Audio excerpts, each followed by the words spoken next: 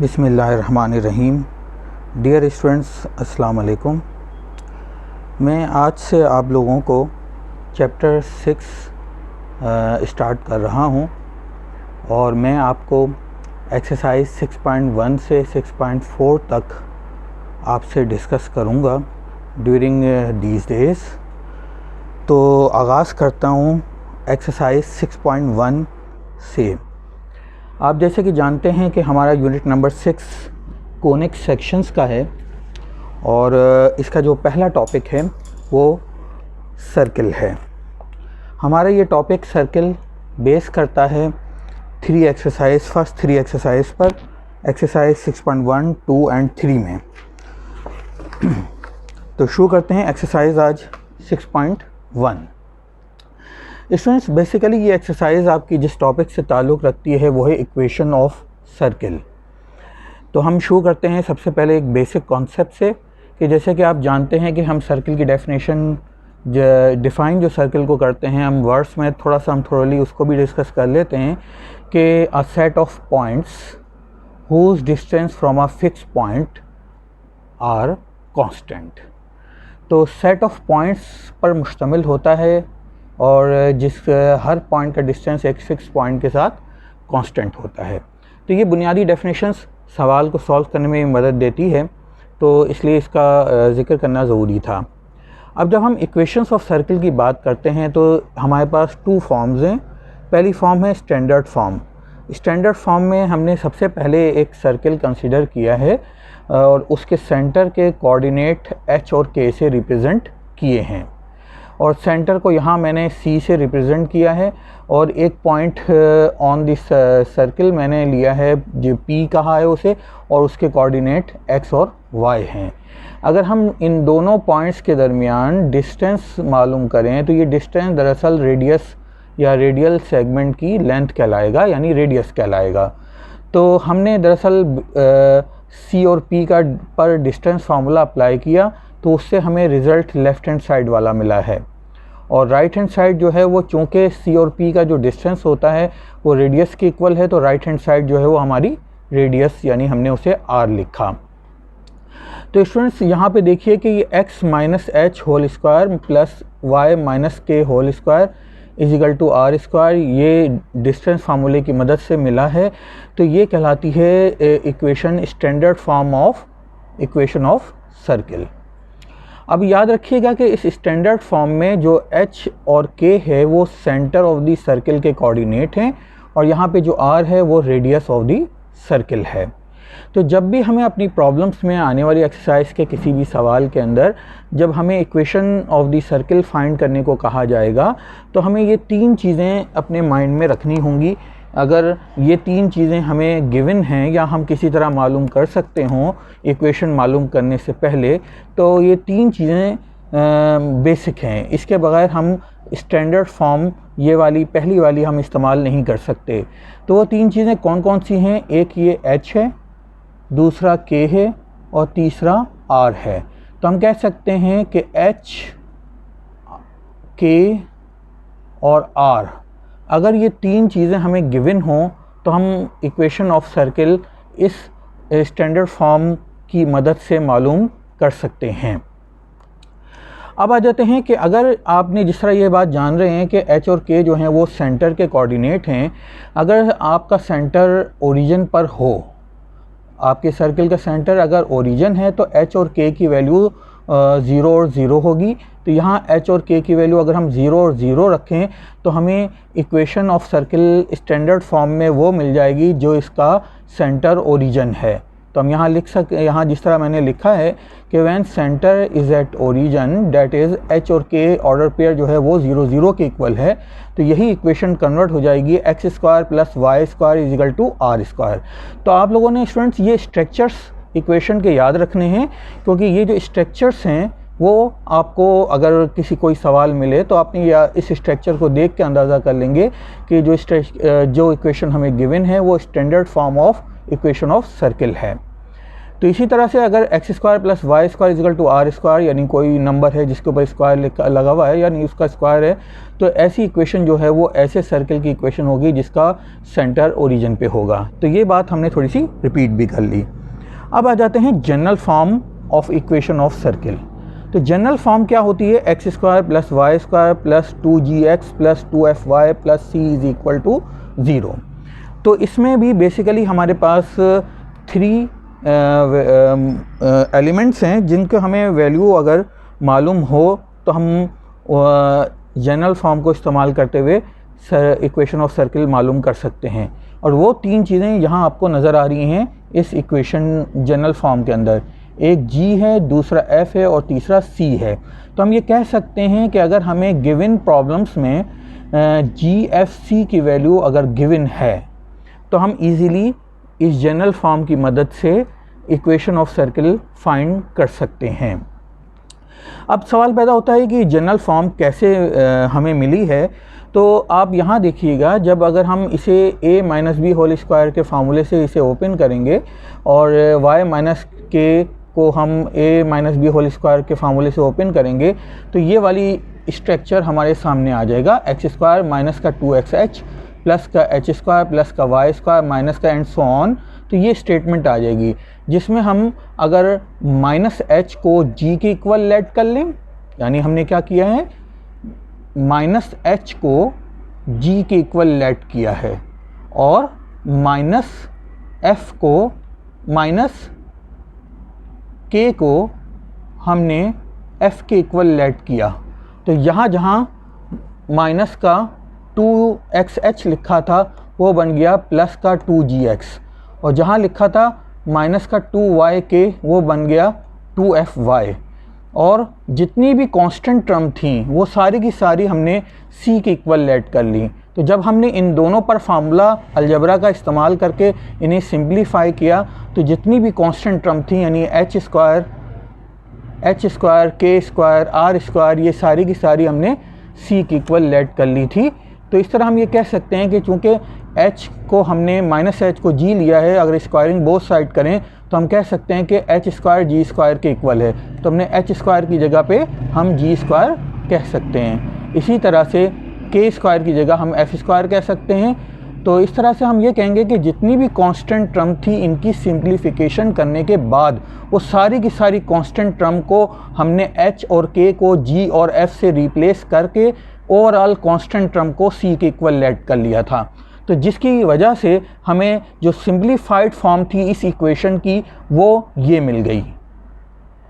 अब अगर हम इस इक्वेशन के अगर हमें गिवन हो ये स्ट्रक्चर, तो इस स्ट्रक्चर को के मुताबिक हमारा सेंटर हो जाएगा माइनस जी और माइनस एफ के इक्वल, क्योंकि हमने माइनस जी को माइनस एच को लेट किया था जी, और h प्लस पॉजिटिव h जो होता है वो सेंटर के कोऑर्डिनेट होते हैं।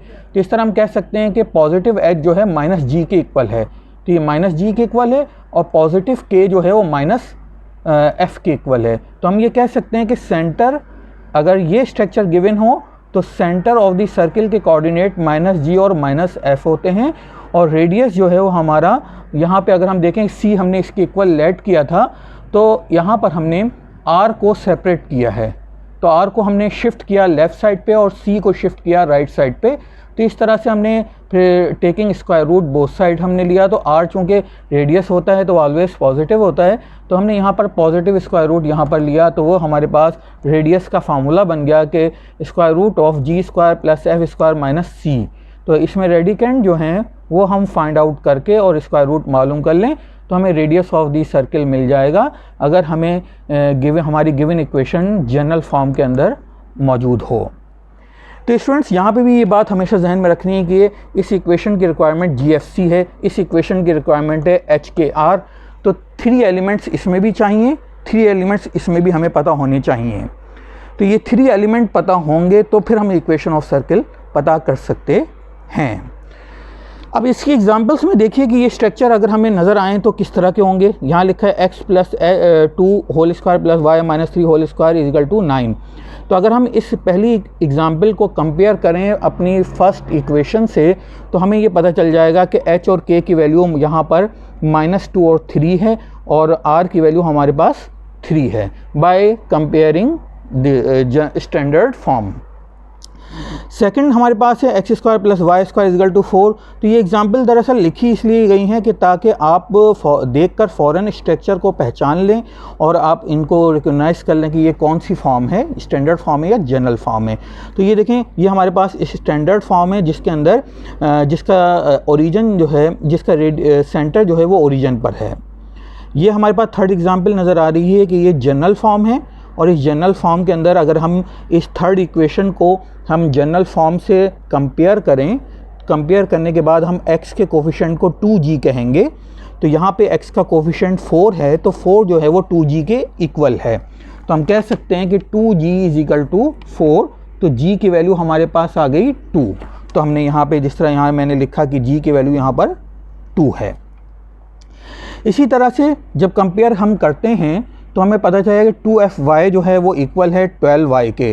तो हम ये कह सकते हैं कि 2f इज इक्वल टू 12। तो कोफिशिएंट हमने कंपेयर किए तो f की वैल्यू हमें 6 मिल गई। तो हम यहाँ कह सकते हैं कि f की वैल्यू यहाँ पर 6 है। तो आप जानते हैं कि जब कंपेयर करते हैं तो कांस्टेंट टर्म को c कहा जाता है, तो कांस्टेंट टर्म c है। तो स्टूडेंट्स, आप आने वाली एक्सरसाइज में जब क्वेश्चंस करेंगे तो आपने स्ट्रक्चर देखकर पहचानना है कि हमने सेंटर और रेडियस मालूम करने के लिए ये फार्मूले इस्तेमाल करने हैं या ये फार्मूले इस्तेमाल करने हैं। ये डिपेंड करेगा कि आपको सवाल में जो इक्वेशन दी गई है वो किस स्ट्रक्चर की है। अब ये फोर्थ एग्जाम्पल में आप देखिएगा, यहाँ पर एक्स स्क्वायर का कोफिशिएंट 5 और वाई स्क्वायर का कोफिशिएंट 5 लिखा हुआ है, जबकि हम जनरल फॉर्म में कहते हैं कि एक्स स्क्वायर का कोफिशिएंट 1 है, वाई स्क्वायर का कोफिशिएंट 1 है, एंड सो ऑन। तो इसमें आप सिंपली एक काम ये करेंगे कि ओवरऑल पूरी इक्वेशन को आप 5 से डिवाइड कर देंगे। जब आप पूरी इक्वेशन को 5 से डिवाइड करेंगे तो एक्स स्क्वायर और वाई स्क्वायर का जो कोफिशिएंट है वो 1 1 हो जाएगा। जब 1 1 हो जाएगा तो फिर आपने कंपेयर करना होगा उसको जनरल फॉर्म के साथ और GFC की वैल्यू फाइंड आउट करनी होगी बाय कंपैरिजन। तो स्टूडेंट, यहाँ पे हमें एक बात और नोट करनी है कि जब भी हमें इस जनरल फॉर्म में दी गई हो कोई भी इक्वेशन तो हमने एक्स स्क्वायर और वाई स्क्वायर को कोफिशिएंट 1 1 ही बनाना है और उसके बाद फिर कंपेयर करना है। तो स्टूडेंट, आप एक बात और भी याद रखें कि आपको ये स्ट्रक्चर मिल रहा है, लेकिन आप देख रहे हैं कि यहाँ एक्स स्क्वायर का कोफिशिएंट और वाई स्क्वायर का कोफिशिएंट सेम नहीं है। सेम होगा तो 1 1 बनेगा, और अगर सेम नहीं हुआ तो वो 1 1 नहीं बनेगा। तो स्टूडेंट, ये बात याद रखिएगा कि अगर एक्स स्क्वायर और वाई स्क्वायर का कोफिशिएंट सेम नहीं है तो वो ऐसी इक्वेशन सर्किल की इक्वेशन नहीं है, या आपकी इस इक्वेशन में X square Y square same मिल रहे हैं लेकिन कहीं पर एक्स वाई का प्रोडक्ट मिल रहा है, यानी कहीं कोई ऐसी टर्म मौजूद है जिसमें एक्स और वाई आपस में मल्टीप्लाई हो रहे हैं।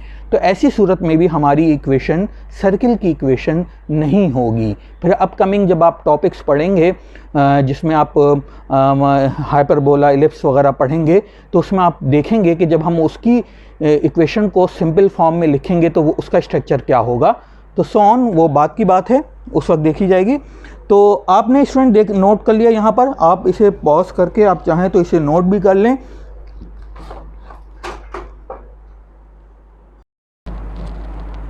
अब हम अपनी एक्सरसाइज 6.1 के क्वेश्चंस की तरफ आ रहे हैं और हम जो है वो फॉलो करेंगे अपने रिड्यूस सिलेबस को, और रिड्यूस सिलेबस के मुताबिक मैं कुछ सवाल आपको करवाऊंगा जिनकी मदद से आप रिमेनिंग क्वेश्चंस को बाखूबी कर सकते हैं। तो स्टूडेंट्स, इसमें पहला सवाल है कि in each of the following find N equation of circle with. अब आपके सामने पहले सवाल में कहा गया कि इन तमाम जो पार्ट्स में दिए हुए हैं आपको इक्वेशन ऑफ सर्किल मालूम करनी है। आपको सेंटर और रेडियस दिया गया है। तो सेंटर और रेडियस दिया गया है तो हम अपने गिवन डेटा को इस तरह लिख सकते हैं कि हमें h और k की वैल्यू गिवन है और वो है √2, 3√3, और हमें r की वैल्यू रेडियस गिवन है 2√2। तो स्टूडेंट्स, अब हम इसके लिए क्या करेंगे कि सबसे पहले आपने याद रखना है कि हमने कौन सी form of equation of circle use करनी है। तो आप देख रहे हैं कि h, k और r की वैल्यू गिवन है। जैसे कि मैंने आपसे थोड़ी देर पहले कहा, एच के और अगर आर की वैल्यू गिवन हो तो हम standard form of equation of circle इस्तेमाल करते हैं। तो स्टैंडर्ड फॉर्म क्या है हमारे पास, x minus H whole square plus Y minus के होल स्क्वायर और is equal to are square. Simply आपने वैल्यूज सब्स्टिट्यूट की हैं यहाँ पर और वैल्यूज सब्स्टिट्यूट करके हम इसे सिंपलीफाई कर लेंगे, ये हमारा जवाब हो जाएगा इजीली।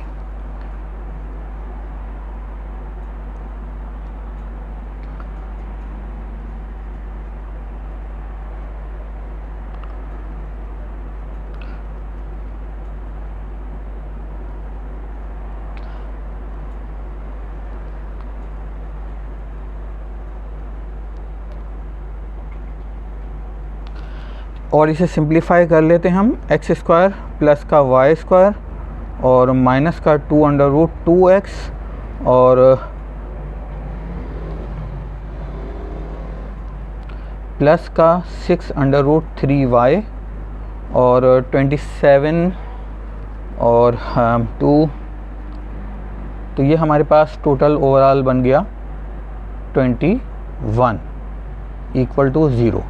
तो ये हमारे पास finally equation of the circle हमें मिल गई, जबकि हमें सेंटर और रेडियस दिया गया था। तो ये अगर आप गौर करें तो ये किस फॉर्म में हमारा जवाब आया है, हमारा ये जवाब general form of equation of circle हमें मिला है। आप चाहें तो स्टैंडर्ड फॉर्म में भी लिख सकते हैं, कोई उसमें मसला नहीं है।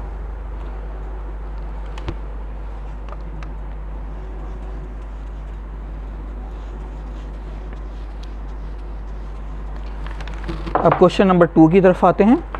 क्वेश्चन नंबर 2 को अगर आप रीड करें तो लिखा है find the centre and radius of the circle with given equation.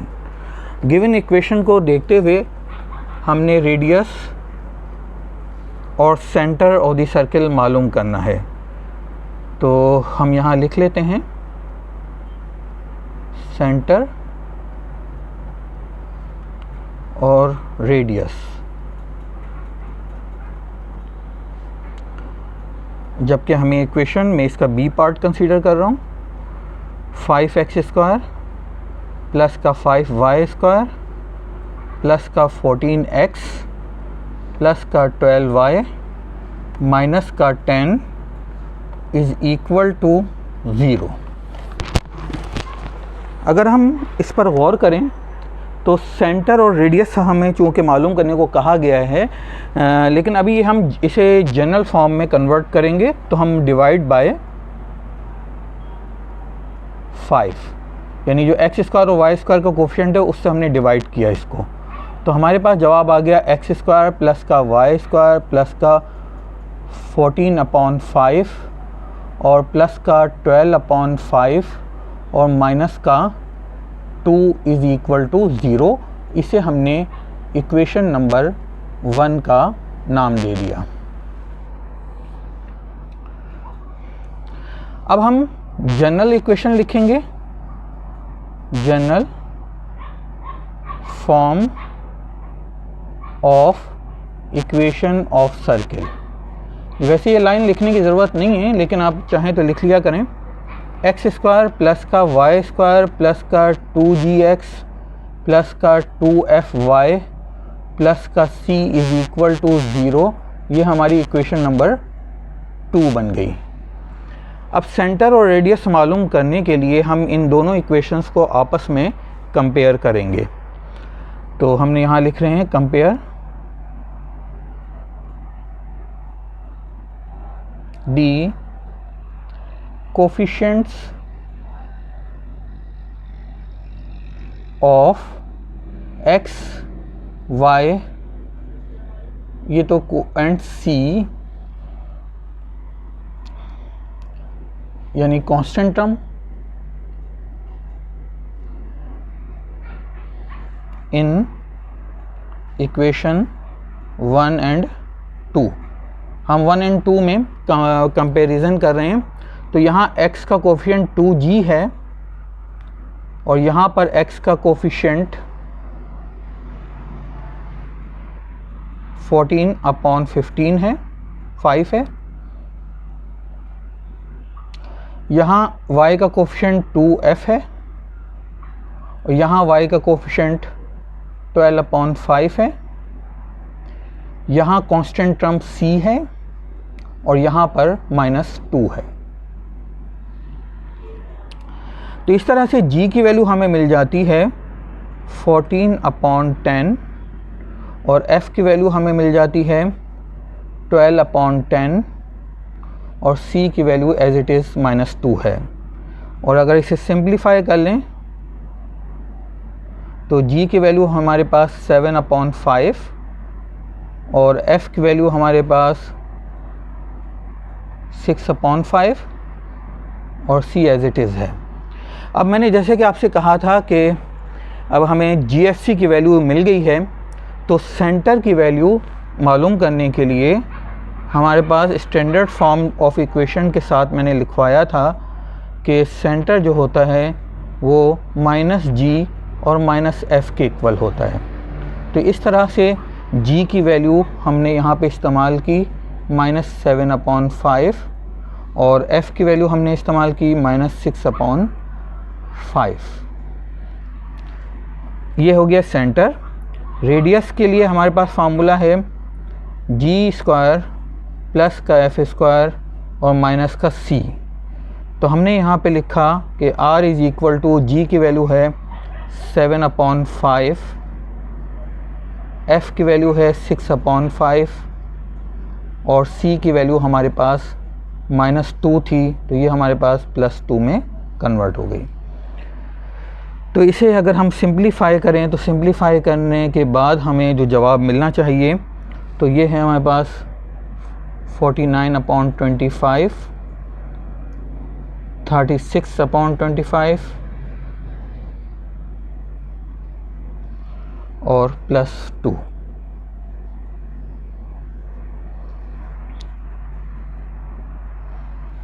तो अगर हम इसे सिंप्लीफाई करें तो सिंप्लीफाई में 25 हमारा एलसीएम आ जाएगा और इसकी कैलकुलेशन जो है वो हमारे पास टोटली बन जाएगी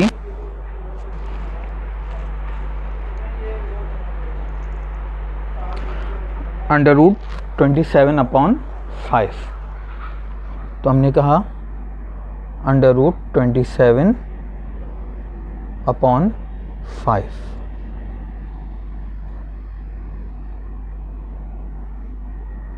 कैलकुलेशन मिस्टेक अगर कहीं हो तो आप उसे ठीक कर लीजिएगा। तो ये था हमारा क्वेश्चन नंबर 2 का बी पार्ट। अब हम कंटिन्यू करते हैं नेक्स्ट क्वेश्चन की तरफ। अब हम क्वेश्चन नंबर 3 की तरफ आए हैं। क्वेश्चन नंबर 3 को अगर हम रीड करें तो इसमें लिखा है कि write an equation of the circle that passes through the given points. हमने इक्वेशन ऑफ सर्किल मालूम करनी है जो इन 3 पॉइंट्स जिनके कोऑर्डिनेट आपको दिए गए हैं इनसे पास हो रहा है। तो सबसे पहले एक रफ़ सी डायग्राम बना लेते हैं और अगर हम एक रफ़ सी डायग्राम बनाएं तो हमें नज़र आ रहा है कि ये रफ़ है। ज़ाहिर बात है पॉइंट जो हैं वो इस जगह पे लोकेट तो नहीं कर होंगे ग्राफ के अंदर, लेकिन ये एक आइडिया के लिए हम बात कर लेते हैं।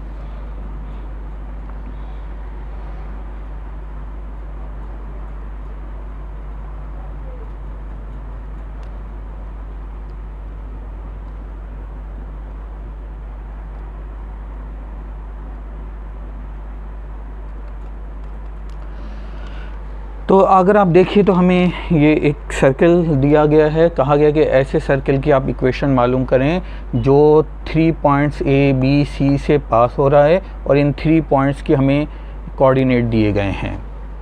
तो सबसे पहले हम फार्मूला लिखेंगे या दूसरे लफ्ज़ों में हम कहेंगे general form of equation of circle लिखेंगे। तो हमने यहाँ लिखा x² प्लस का y² प्लस का 2gx प्लस का 2fy प्लस का c इज़ इक्वल टू 0। इसको हमने इक्वेशन नंबर 1 का नाम दिया और ये कहा कि ये हमारे गिवन सर्कल की इक्वेशन है।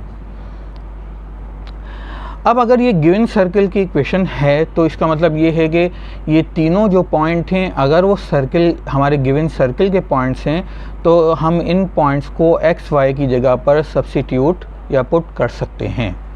तो हम यहाँ लिखेंगे put a x y is equal to 4, 5 in equation 1। हम इक्वेशन 1 में पुट कर रहे हैं क्योंकि हमारी इक्वेशन 1 गिवन सर्कल की इक्वेशन हमने लेट की है। तो यहाँ x की जगह हमने 4 लिखा, y की जगह 5 लिखा, x की जगह 4 लिखा और यहाँ y की जगह 5 और plus c is equal to 0। अब सिंपली हमारी मेथड ये होगा कि हम तीनों पॉइंट्स को इस इक्वेशन में पुट करेंगे और हमें 3 ऐसी इक्वेशन मिलेंगी जिसमें GFC आ रहा होगा। तो इन तीनों इक्वेशंस को साइमल्टेनियसली सॉल्व करके GFC की वैल्यू फाइंड करेंगे और वो इस इक्वेशन में GFC की जगह सब्स्टिट्यूट कर देंगे और हमें हमारी रिक्वायर्ड इक्वेशन मिल जाएगी। तो अगर हम सिंप्लीफाई करें इसको तो हमारे पास आ जाता है 16 plus 25 8g 10f plus c equal to 0। तो 8g plus 10f plus c equal to हमारे पास आ जाएगा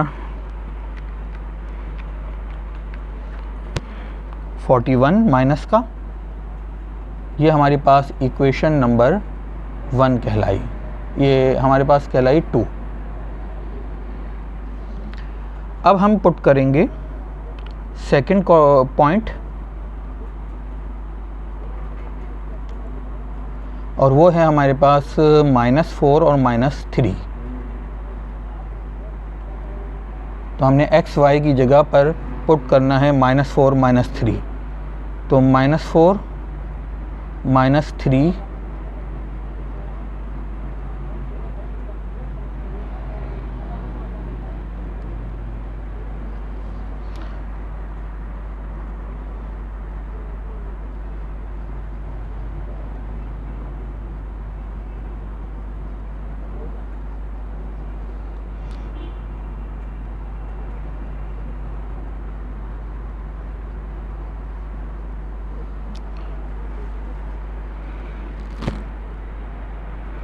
मेरे ख्याल से -25, ये हमारे पास इक्वेशन नंबर 3 बन गई।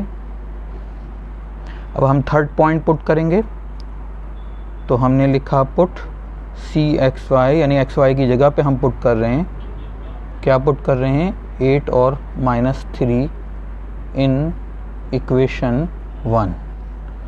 तो इक्वेशन 1 में अगर हम सब्स्टिट्यूट करें x की जगह 8 लिखेंगे और y की जगह -3।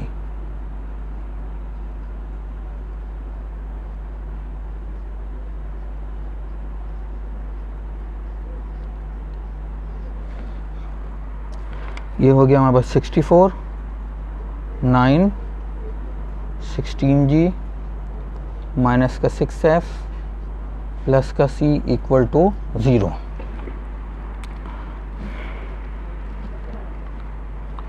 ये हमारे पास हो गया 16g माइनस का 6f प्लस का 6 इज इक्वल टू माइनस का, ये हमारे पास हो जाएगा 73।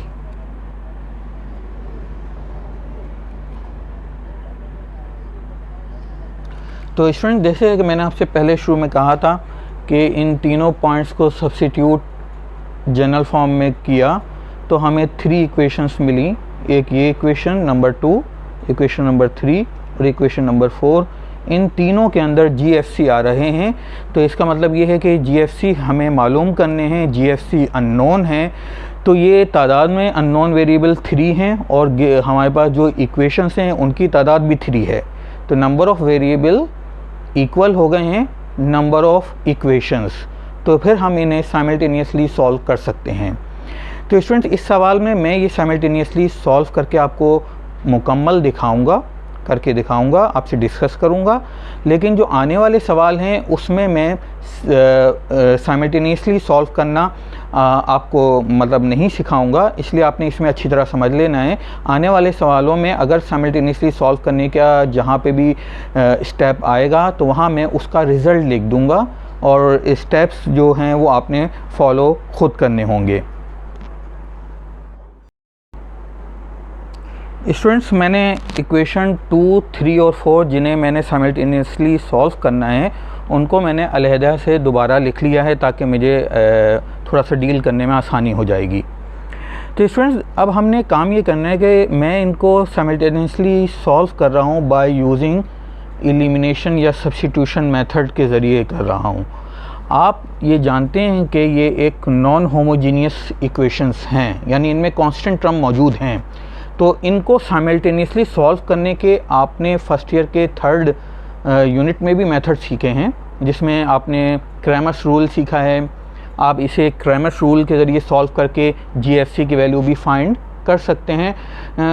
डिपेंड करता है कि आप जो आपको आसान मेथड लगे उस मेथड से आप सॉल्व कर सकते हैं। मैं यहाँ पर एलिमिनेशन या आप जिसे कहें सब्स्टिट्यूशन मेथड दोनों का मिक्सचर में यहाँ पे यूज़ कर रहा हूँ।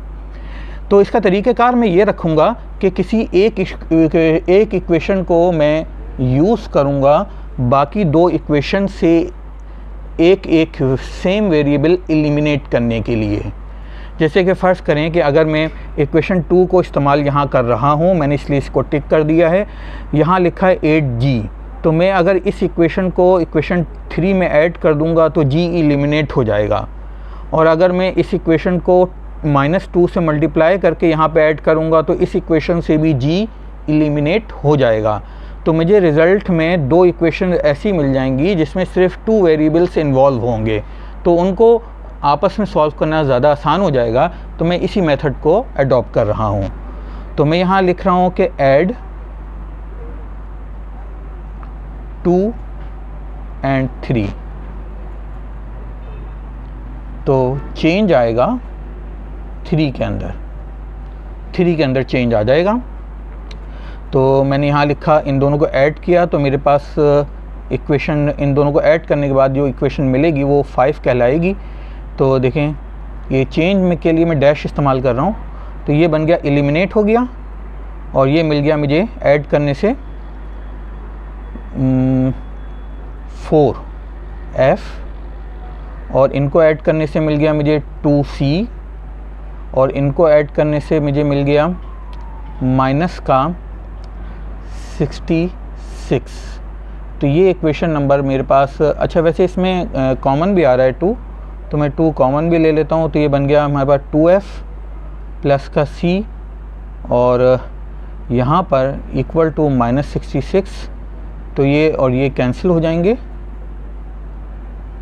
तो ये मिल जाएगा हमें c is equal to minus का 33 और माइनस का 2f। ये इक्वेशन नंबर मुझे मिल गई 5। तो स्टूडेंट्स, अभी मैंने इक्वेशन 2 को यूज़ किया है इक्वेशन 3 से g को एलिमिनेट करने के लिए। तो मैंने सिंपली इस इक्वेशन को इसमें ऐड कर दिया और चेंज में लेके आया हूँ इक्वेशन 3 के अंदर। तो ये जो है मेरी इक्वेशन चेंज होके बन गई इक्वेशन 5, जिसके अंदर से g एलिमिनेट हो गया है और c को मैंने सेपरेट भी कर लिया है। अब मैं इसी इक्वेशन को इस्तेमाल कर रहा हूँ, ये याद रखिएगा, मैंने इसी इक्वेशन को इस्तेमाल करना है। अब मैं इसी इक्वेशन को इस्तेमाल करूँगा इसको, इसमें से g को एलिमिनेट करने के लिए। तो मैं यहाँ कर रहा हूँ, लिख रहा हूँ 3 - 2 मल्टीप्लाई इक्वेशन 2 प्लस इक्वेशन 4, तो चेंज आएगा इक्वेशन 4 के अंदर। तो इक्वेशन 4 के अंदर चेंज आ जाएगा। तो ज़रा करते हैं, लेकिन अब की बार हम इसे करके भी शो करते हैं। -2 मल्टीप्लाई इक्वेशन 2, तो ये बन गया हमारे पास माइनस का 16, और ये बन जाएगा माइनस का 20f, और इसे -2 से किया तो हमारे पास आ गया माइनस का 2c, और इसे मैंने माइनस के 2 से मल्टीप्लाई किया तो ये बना प्लस का 82, और ये हमारे पास इक्वेशन 4, तो इक्वेशन 4 को नीचे लिखा।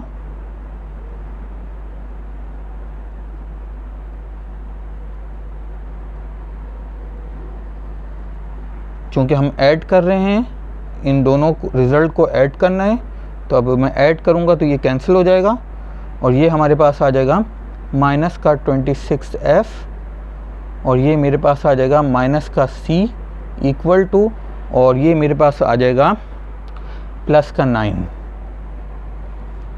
तो मैं ये कह सकता हूँ कि ये बन जाएगा c is equal to minus का 26f और माइनस का 9, ये इक्वेशन नंबर 6 बन गई। तो स्टूडेंट्स, आपने देखा कि मैंने इक्वेशन नंबर 2 को यूज़ किया है इक्वेशन 3 से g को एलिमिनेट करने के लिए और इक्वेशन 4 से g को एलिमिनेट करने के लिए। तो g एलिमिनेट होके मुझे इक्वेशन 5 और 6 मिल गई। मैं इन दोनों इक्वेशंस में को कंपेयर कर रहा हूँ क्योंकि दोनों की लेफ्ट हैंड साइड सेम है। तो मैं यहाँ लिख रहा हूँ कंपेयर इक्वेशन 5 एंड 6। तो हमें राइट हैंड साइड की इक्वल लिखी मैंने,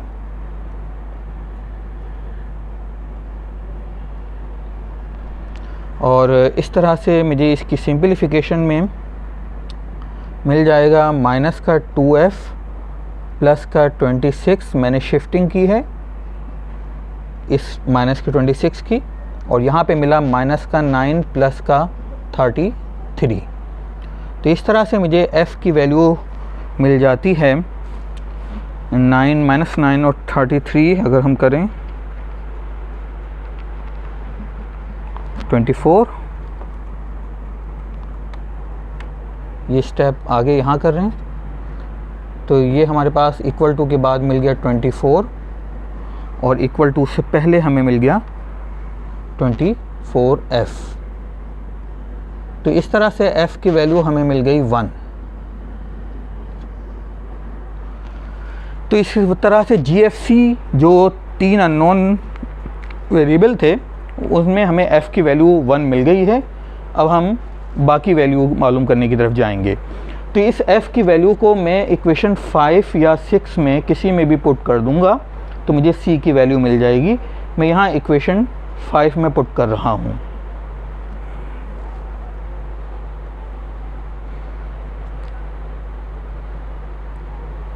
तो इन इक्वेशंस की चूंकि मुझे ज़रूरत है तो मैं अभी यहाँ नहीं मिटा रहा इसको।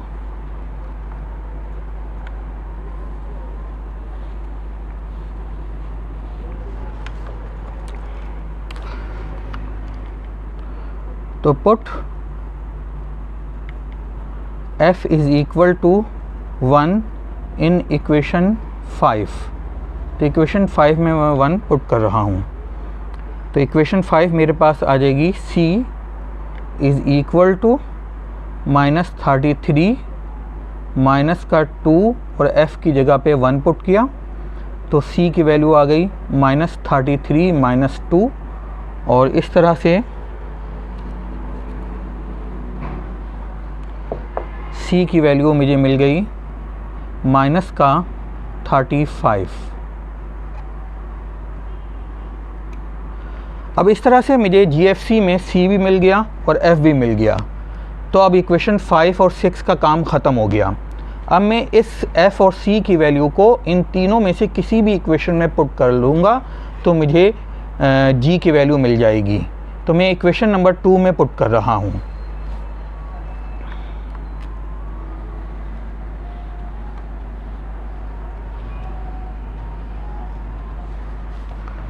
तो मैंने यहाँ लिखा put c is equal to minus 35, f is equal to 1 in equation number 2। आप इसमें से किसी भी इक्वेशन में पुट कर सकते हैं। तो 8g is equal 8g plus का 10, f की जगह हमने 1 लिखा, प्लस का c तो ये है 35 और ये हमारे पास माइनस का 41। तो 8g प्लस का 10 माइनस का 35 इज़ इक्वल टू माइनस का 41। तो हमें यहाँ पर simplification 8g is equal to -41 plus 35 और माइनस का 10।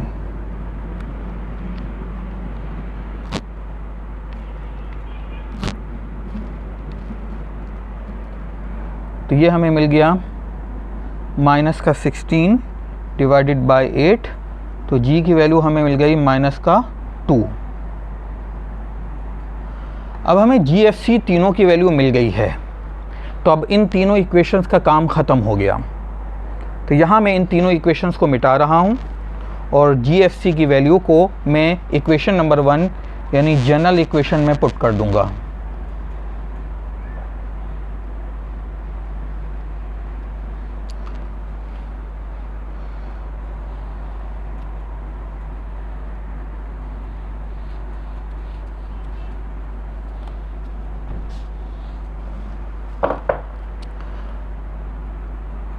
Put C is equal to -35, F is equal to 1 और G is equal to -2 in equation number 1 जो general form of equation of circle थी।